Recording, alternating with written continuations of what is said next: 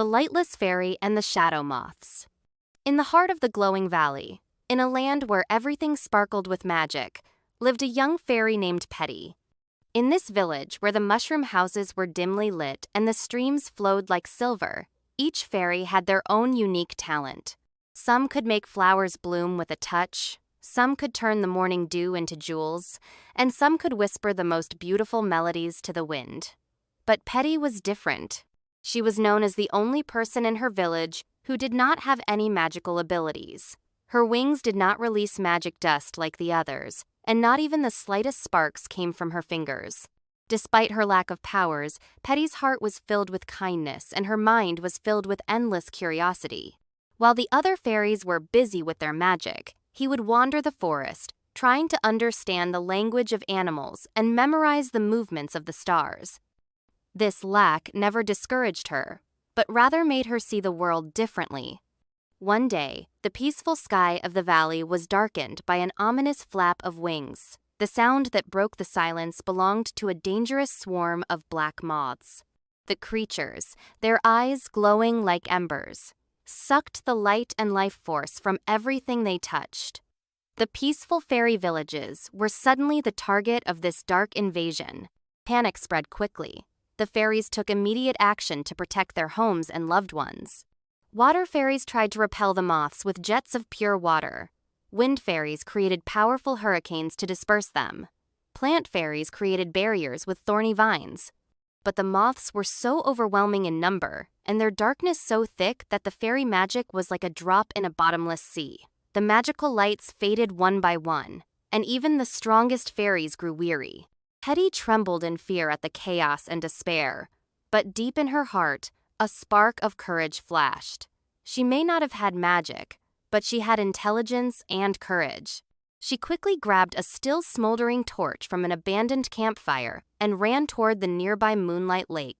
The brightness of the flame in Petty's hand immediately caught the attention of the moths, hungry for light. The flock changed their target and began to follow the little fairy in a huge, buzzing black cloud. Petty ran as fast as she could, feeling the wind of the dark mass behind her. The other fairies looked on in amazement at her seemingly insane movement. When she reached the edge of the lake, she did not hesitate for a moment. She took a deep breath and threw the burning torch into the cool waters of the lake with all her might. Hiss! The sound of the torch hitting the water was the only sound in the valley. Hypnotized by the flame, the moths blindly followed the light and dived into the lake.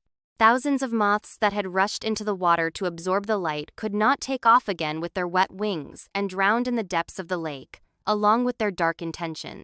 A deep silence fell over the valley. The murmur and darkness that had covered everything a moment before had disappeared. The fairies looked at Petty, who stood breathless on the edge of the lake, in astonishment and admiration. They realized that it was not magic that saved her, but intelligence and unparalleled courage. At that moment, the fairy godmother, the wisest and oldest of the fairies, slowly approached Petty. Her face was filled with deep respect and compassion. "You have taught us the greatest lesson today, little Petty," she said in an ancient voice. "You have shown us that true power lies not only in innate talent, but in a brave heart and a bright mind." The fairy godmother raised her hand, and in her palm appeared a wand that shone as if made of starlight. "This gift, which you have earned through your courage and cleverness, is yours.